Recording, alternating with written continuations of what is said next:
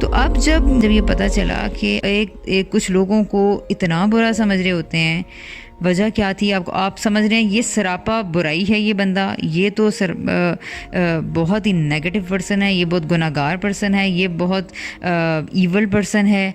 अच्छा, और साथ में आपने कुछ और लोगों को ये बहुत अच्छा है, ये बहुत नाइस है, ये बहुत काइंड है, और फला फला फला। सबका सब कुछ डिपेंड कर रहा है लोगों की बातों को मैं परसीव कैसे कर रही हूँ। Listening is an art.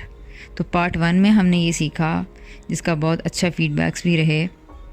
मैं चाहती तो थी कि उन फीडबैक्स को भी शामिल किया जाए बीच में, लेकिन इन शॉर्ट लाइफ के अंदर आपका ज़िंदगी को देखने का पर्सपेक्टिव ही बदल जाता है जब आपको ये पता चलता है कि अच्छा, बात सुनने और समझने के कई मराहल हैं, with a very simple strategy, with very few little easy practices के साथ हम ये काम सीख सकते हैं, जान सकते हैं। लोगों की बातों को सुनने के हवाले से जो फ्लेक्सिबिलिटी हमारे अंदर आ सकती है, पेशेंस कैसे आ सकती है।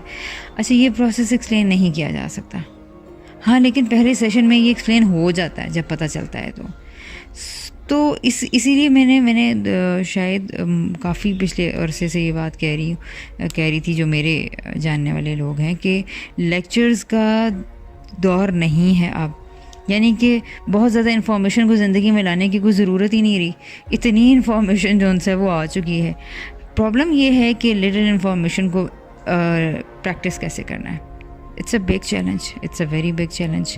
बट मुझे पता नहीं था कि इसका तरीका इतना आसान भी हो सकता है। मुझे हमेशा से यही पता था कि शायद बहुत किताबें पढ़नी पड़ती हैं और बहुत लेक्चर्स सुनने पड़ते हैं अपने आप को ठीक करने के लिए और बनाने के लिए, लेकिन कर ये वही सकता है जो कि अपने आप को इंसान बनाने के लिए तैयार है, ये मानने के लिए तैयार है कि मेरे अंदर भी कहीं गलती हो सकती है। मतलब हम में से मेजॉरिटी तो इस बात के लिए तैयार नहीं है ना। मतलब हम लोगों का मसला ये है कि हम लोग एक चीज़ में एक्सपर्ट होते हैं, किसी चीज़ में, ठीक है। फॉर एग्जांपल कोई डॉक्टर है, वो मेडिसिन में अच्छा होगा, वो सर्जरी में अच्छा होगा, वो किसी ख़ास प्रिस्क्रिप्शन में, डायग्नोसिस में अच्छा हो सकता है, लेकिन ये कैसे मान लिया जाए कि अब आप बाकी सारे सोशल, साइकोलॉजिकल और इकोनॉमिकल और इन सारी चीज़ों के ऊपर भी आपको पूरी कमांड हासिल हो गई है। एक जगह पे तो हमें लोग मान लेते हैं हमारे एक एस्पेक्ट में, किसी जगह पे। मसला ये होता है कि हम उसको जनरलाइज करके पूरी ज़िंदगी पे फैला देते हैं। हम एक डिपार्टमेंट में एक अच्छे ऑफिसर होते हैं, हम कोई अच्छी रीजंस दे रहे होते हैं, हमें कोई अच्छा अपनी इंजीनियरिंग की फील्ड का, या हमें मेडिसिन की, या इलेक्ट्रिकल की, या हाउस डेकोर की, या फिर रीडिंग, राइटिंग, बुक्स, यानी कोई एक शोबा हो सकता है, 2 हो सकते हैं जिनमें कि हमारी राय बड़ी अच्छी हो सकती है, ठीक है।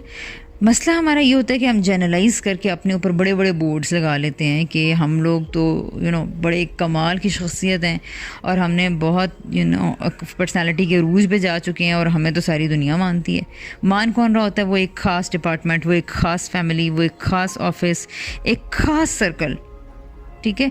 उस जगह की रेपुटेशन को हम उठाते हैं और हम अपनी पूरी सोसाइटी में अपने बारे में ये इन्फॉर्मेशन परसीव करके उसको अपने ऊपर लोड करके चलना शुरू कर देते हैं। ये बहुत बड़ी गलती होती है। मुझे ये बात समझ में आई है कि एक इंसान को बड़ा ही हम्बल जगह पे रहना चाहिए। मैं मानती हूँ कि जो लोग एजुकेशन से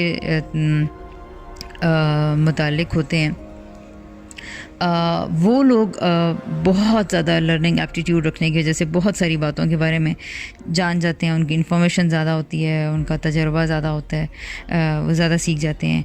but still there are hundreds and hundreds of aspects and areas जहाँ पर कुछ भी उनको मालूम नहीं होता। ये तो मैंने उन लोगों की बात की है जो एजुकेशन से मुतल्लिक़ हैं। तो कहाँ वो जो एजुकेशन से मुतल्लिक़ नहीं है बरह रास्त, तो उनके लिए बेसिकली इंसान एक स्किल में इतना अच्छा होता है लेकिन उसको इमोशंस की कोई सेंस नहीं होती। बाज़ औक़ात एक इंसान अपने आप को बहुत अच्छा लीडर समझ रहा होता है लेकिन उसने कभी ये सोचा भी नहीं होता कि उसने किस तरह से दूसरे इंसान की रिस्पेक्ट को ख़राब किया है, उसके हकूक़ को ख़राब किया है और इस तरह की चीज़ें। बहरहाल कंक्लूड करती हूँ कि हम लोग 1 2 3 4 एस्पेक्ट्स में तो अच्छे हो सकते हैं, लेकिन बाकी सब के लिए, बाकी सब जगहों पर सीखने के लिए और सोसाइटी को या कम्युनिटी को ग्रो करने के लिए लोगों की ज़रूरत होती है। And it is only and only possible through conversations.